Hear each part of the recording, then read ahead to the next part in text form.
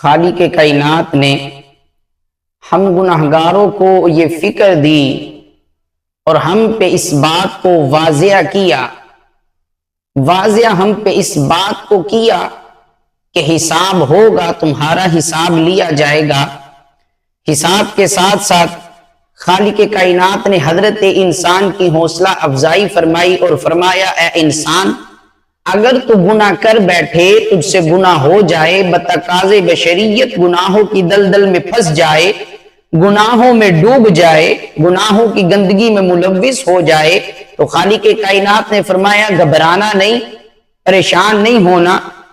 میری بارگاہ سے نا امید نہ ہونا، میری بارگاہ میں آ جانا۔ اگر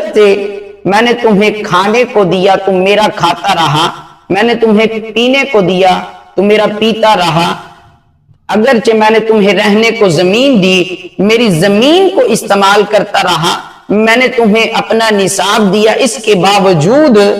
تو نے میری نافرمانی کی، میری بات نہ مانی، میری بات نہ مان کے میری نافرمانی کر کے مجھ سے دور چلا گیا۔ خالق کائنات فرماتا ہے جب تم واپس آئے گا، رجوع کرے گا، لوٹے گا، تو خالق کائنات فرماتا ہے تو ایک قدم بڑھائے گا، میری رحمت کاملہ تمہاری طرف 10 قدم بڑھائے گی۔